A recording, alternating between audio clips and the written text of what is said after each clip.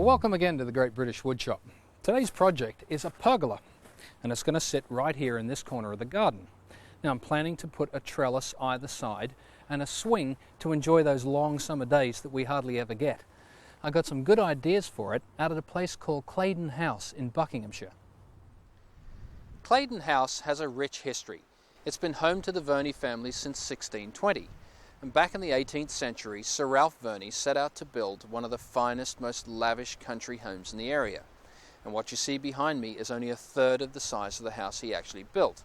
It put him into bankruptcy, but it's left for us some of the finest examples of workmanship in the country. Now, Verney hired an incredibly talented woodcarver called Luke Lightfoot, and this is an example of some of his work. This door I can close with my little finger and it weighs over half a ton.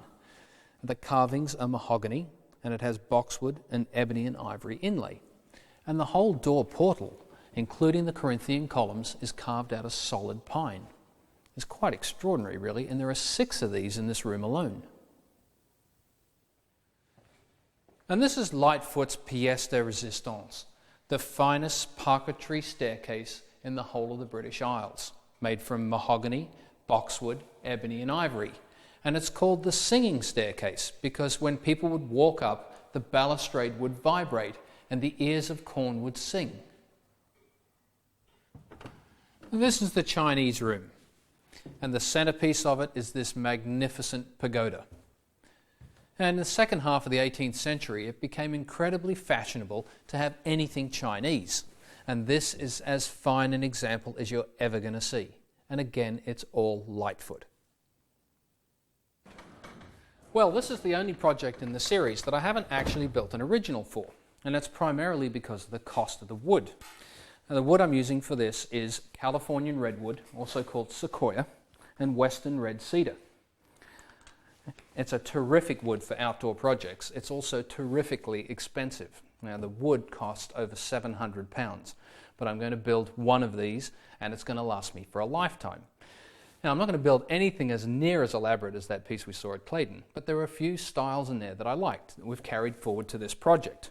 I like the oriental-style roof, so we've kept that in the design, and also the lattice work on the side of the piece, so we're going to have some of that on our project too. And instead of the sofa that they had out there at Claydon, we're going to put a swing in ours big enough for 2. Now, the whole thing is built around a structure of 4 posts, and these are the posts here. I've milled them down already to 100 mil square, and on top of those posts go some cross supports. Now, these bits of wood here have tenons cut on the top of them, and that's the first thing we're going to do, and I'm going to do that over at the compound miter saw. And the tenon is 70 mil long. I'll just put a mark and use my square. Now, I like this square for marking out because it's got these wings on there, and that allows me to actually mark both faces of the board at the same time. And with any luck, these 2 lines will line up. And they do, so that's good. Now, this is a test piece that I've cut to set the size of the tenon. It's only about 1 foot long, and that's what the tenon's going to look like. Now, these are the shoulder cuts that we're going to make, and this is the depth of cut here that I've actually just set on the saw. And as I put the piece underneath and pull the saw through, I'll be able to make each cut individually. I've set the fence the right distance away from the blade, and now I'm going to make the 4 cheek cuts. Well, these tenons will sit in mortises that I'm going to cut later using a mortising bit in the router. And those mortises will have round corners. So to make the tenons fit, I'm just going to round over these corners with a wood rasp. Well, here's all the tenons cut on our posts, and 2 of these posts are going to get notched out at the top. Now, this notch will receive this back brace, and that brace will add a lot of extra strength to the structure and stop it tipping side to side.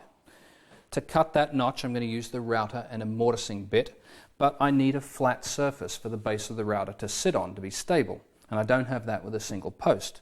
So what I've done is clamped 2 scrap pieces of wood either side of the post with some straight edge guides. And this piece of ply here is just a template that I usually use, and that's the distance between the flat edge on the router base and the cutting surface on the cutter. And that gives me a quick setup time. All I need to do is slide this into the area just over the top of where we want the cut to be, and then clamp it in place.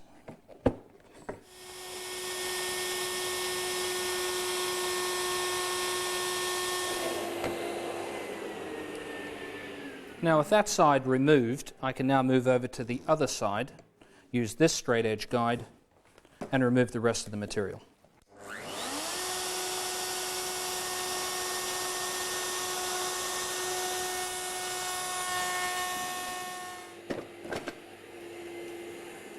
Now it's quite remarkable how durable Western red cedar and sequoia actually are, but they dent and they chip easily.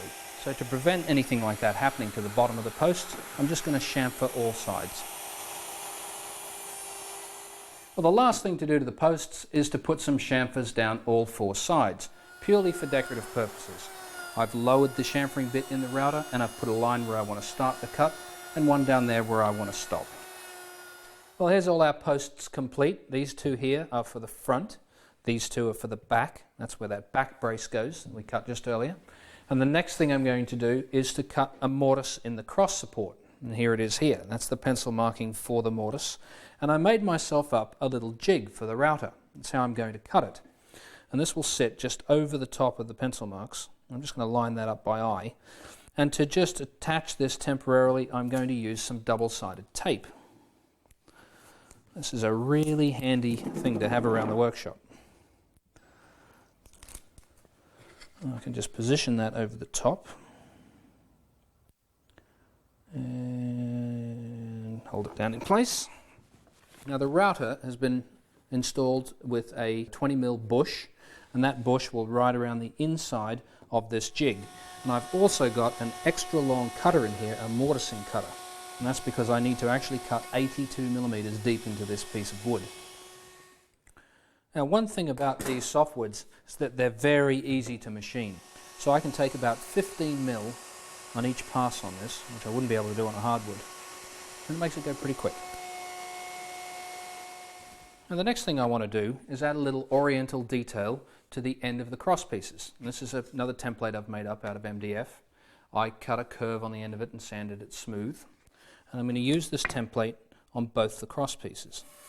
And then I'll trim these ends at the bandsaw and sand it back to the line on the sanding station. Well, here's one of the cross pieces in place. And this other cross support just slips on. This is just being dry fitted together, just to get a look at how it's all fitting. Now this is one of the main structural components of the whole pergola, which is why I made those tenons so big. Now the back brace just slips into these notches that we made before, and I've carried this same detail that we had on here on the ends of the cross pieces to the back brace as well, and that just finishes just here in the corner. And while it's in that position, I'll take the opportunity to mark a couple of positions for the screws, and I'll do the same on the other side. Right, and while it's all dry assembled together, I'm just going to mark a center which is halfway down and halfway in, and that's for a hole that I'm going to drill to receive these eye bolts. They're going to pass all the way through the wood, and this is where the swing is going to hang from.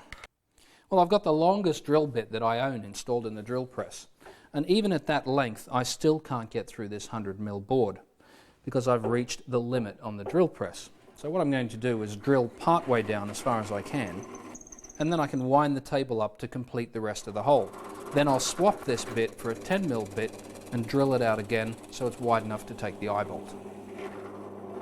The back brace gets attached to the posts with two number 12 screws on either end. Now this will drill a clearance hole for the screw, and this little cutter at the top here will drill a recess for the screw head, and we'll add a plug in there later. And the next thing I want to do is start building the trellises that go on either side. And the plan calls for the trellis to be 745mm wide. So I'm just going to check this opening. It's the first time I have checked it. And it is 748, and that's fine. That gives me a little bit of clearance either side of the trellis. And I think while you go to break and the crew has some lunch, I'm going to get started building this trellis.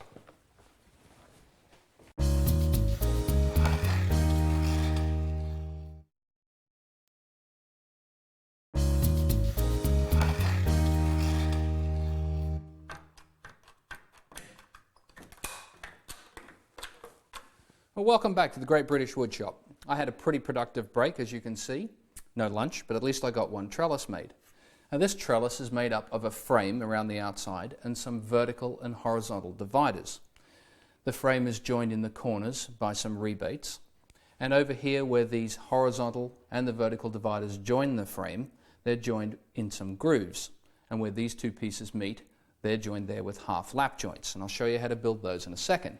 Before the break, we built the 4 posts, the 2 cross supports at the top, and the back brace. Now, even if you don't want to take on the whole project, having a trellis in the garden is a very useful feature. Now, these are the 2 pieces, the 2 top and bottom, that I call the end pieces for the trellis, and these here are the 6 horizontal dividers. And one thing that is the key about making this trellis is that all of these joints are lined up perfectly. To do that, I've clamped them all together, and I've drawn my mark-out lines where I want to make those grooves. And I've set the router up using my template, just as I did before. And I'm going to cut these 2 rebates on the ends first, and then I'll go ahead and cut the rest of the vertical grooves. Now I'll do the same on the vertical pieces. Well, here are all our pieces for the trellis. And the first step is to attach the 3 vertical pieces to the screen end. And I'm using a waterproof glue. And I'll put a little bit in each of these joints. Now, Western red cedar and sequoia are very susceptible to staining. So we're using stainless to make sure that we don't get any rust marks.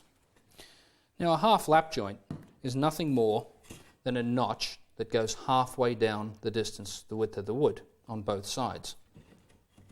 And when that goes together, it makes an incredibly strong joint. Last thing to do is to attach the screen sides to the horizontal dividers. The only place I did drill some pilot holes is right on the end here on the rebate, and that's just because the hole is so close to the end, I don't want it to split. With the trellises completed, the next thing I'm going to do is start making the roof trusses. It's the most exciting part of the project. Have a look at this piece of wood. When I picked this up down at the sawmill, it was 3 times this size. It was so big I could hardly move it, so I've cut it into some more manageable pieces. One section I'm going to get the swing out of, and out of this piece here I'm going to get 2 members of the roof trusses. Now it weathers to a silvery grey, which I don't particularly like, but have a look inside.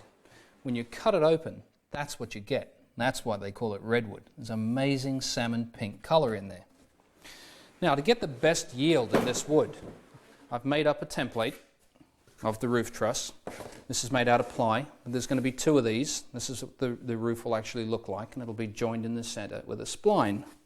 And I laid this over here at the top of the wood, and I'm trying to avoid these knots, some big splits in here. And I want to get the clearest section of wood that I can. And then I'll just trace around it with a pencil, and I've got enough wood over on this side to get the other half of the roof truss out of. Now I'm going to rough it out on the bandsaw.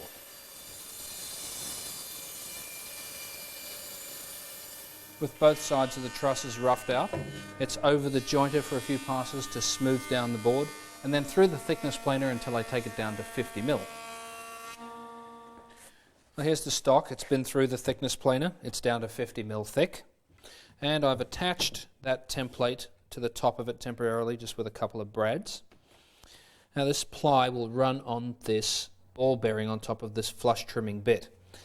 And as I push that through, I'll be able to duplicate the exact same shape as the ply on the stock underneath.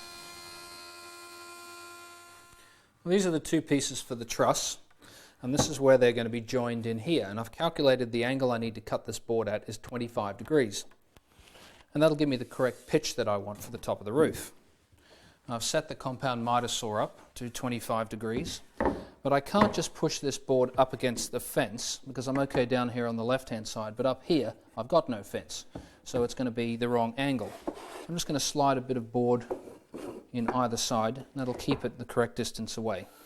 And now I'll just line the blade up with the corner and we can make that cut. Well, here's the 2 halves of one of the trusses, and the next thing to do is to join these boards together, and I want to do that so it's going to be very strong, and glue alone won't be enough. So I'm going to cut a couple of grooves and use a wooden spline. Now this spline is just made out of some iroko, a good outdoor wood, and it's nice and strong. And it's going to fit into a couple of grooves, one in this side and one in that side. And it'll sit in between like that. And then ultimately when I'm finished, I'll just peg this through with some iroko dowel. Now I tried to come up with a couple of different ideas of how I could join this. And one way to do it would be to build a platform around this and clamp it in a vise. And that platform would serve as a stable base for a router. And then I could route out a groove with a straight cutting bit. But I have a tenoning jig that came with my table saw. And that's a good safe way to hold this piece in place. And I can just clamp it in there. I've set this to the correct angle. And I can just clamp it up. It keeps my fingers well away from the blade. And I'm also using a stacked dado head cutter in there. Now my table saw will accept this because the spindle is long enough to take the blades. If you have a tool like that, then it's perfectly okay to use it. And without any adjustments, I can just tighten the second piece in and make the next cut.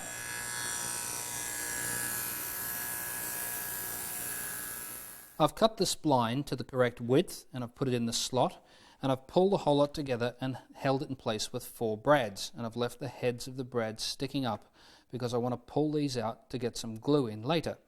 Also, I've left the spline long at the top and at the back, and I'll trim that off later. Now, the dowel holes don't go all the way through, but they go far enough to go through the spline and into the other side. I've pulled the brads out, and here's our 3 pieces separated. And the glue I've chosen for this particular joint is a polyurethane glue. It's 100% waterproof, and I'm only applying the glue to one surface. The other surface, which is this spline, I've actually soaked with some water because this glue is activated by water. And it'll also froth up and expand, and it'll fill any imperfections that there are in the wood and make a nice strong joint. The spline just goes in. Looks pretty good.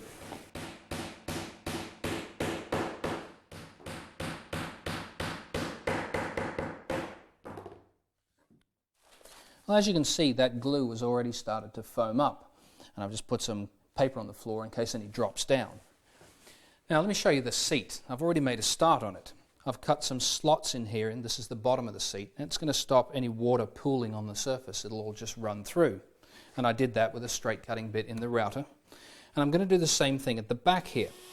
I'm going to cut a 40mm deep by 40mm wide mortise, and that'll be where the seat back will slot into.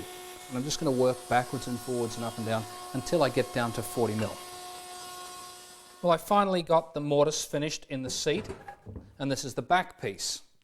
Now I've decided that I'm going to tilt the back over by 15 degrees because it'll be a little more comfortable to swing on. I've set the fence the right distance from the blade. I've tilted the blade over 15 degrees, and now I'm going to bevel the bottom side of this back piece. Well, the next cuts that I need to make are a little bit tricky, so I made up a test block. I've only got one piece of wood like this, and I don't want to make any mistakes on it. Now, this is the bevel that we just ripped on our stock. You can see the comparison there. And I take this across. Here's our mortise and our seat. It's going to fit in there, and the bevel gives us this rake at the back. There are 4 cuts to be made, 2 shoulder cuts here and 2 cheek cuts. And I'm going to make these shoulder cuts next. For the first cut, I've left the blade tilted over at 15 degrees, lowered it down so it's at the right height, set the rip fence, and I'll make that first shoulder cut. And to make the next cut, I've readjusted the fence, set the height of the blade to the right height. All I need to do is flip this over, and now I can make the second shoulder cut. And to make the 2 cheek cuts, the saw gets tilted back to 0. And I'll adjust the height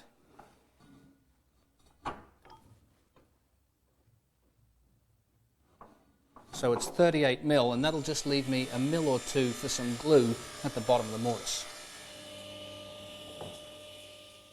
I've notched out the end of the tenon here, and I did that by hand with the tenoning saw so that that tenon will sit in a stopped mortise here in the seat. And I'm in the process now of adding some hardware. It's going to be these eye bolts, and that's where we're going to attach the chain to the cross supports. And this square will just help me keep the drill bit aligned. Next, I need to drill a clearance hole for the nut that I'll use to attach the eye bolt to. And for that I'm using a 19mm diameter Forstner. The next thing, the eye bolt goes in through this hole, and I've put a washer on here because this is very soft wood and I don't want this sharp piece here to bite into it. And then I need to get this nut down in that clearance hole. Now, I'm not going to get lucky enough to just throw it in there and get it to line up. So I've got the perfect gadget for it. It's a telescopic magnetic screwdriver. So I can just stick that nut on the end of it and then hold it in place while I thread on the bolt. Now, before I attach the backrest to the seat, I'm going to soften all the edges with a rounding over bit. After I rounded over all the edges, I gave the entire swing a thorough sanding. And I've just attached some clamps to hold the back and the seat together. And I'm going to drill 4 holes through the mortise and the tenon. And I'm going to disassemble the whole thing, put some glue in the mortise and tenon, reassemble it and clamp it, and then drive a dowel through each of those holes. With the truss dry, I'm now going to trim these dowels down and sand them flush to the surface. And I'll use a coping saw to remove the excess spline and sand that down also. I'm getting ready to assemble the pergola, and I'm going to do that inside the workshop and then enlist some help to carry it outside. Now I'm going to drill a hole through the cross support and into the post, and that'll be for this carriage bolt. And this, together with some glue, will hold this part of the assembly together. Next in goes the trellis that sits in between the posts, and I've just put some blocks here to center the trellis on the post. And it gets attached with some more stainless steel screws, and no glue on this one. I've attached the back brace with some glue and screws, and I'm ready to attach this front truss, and I've already attached the back one. And I've cut out a notch here. This is called a crow's foot, and it's going to sit over the top of this cross support. It's going to add a lot of strength, and I'm going to attach this with some glue and screws as well. There are 8 crossbars that go between the front and back truss, and they add a lot of structural integrity to the pergola. They're notched out, and they fit over the truss, and they're going to be attached with some screws, and I'll plug the holes.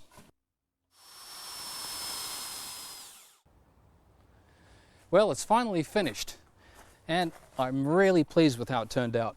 There was only one change I had to make, and that was this chain. I had it attached to the base, and now I've got it on the backrest, and that's made it a lot more stable. I'm David Free. This is the Great British Woodshop. I hope you come and see me soon.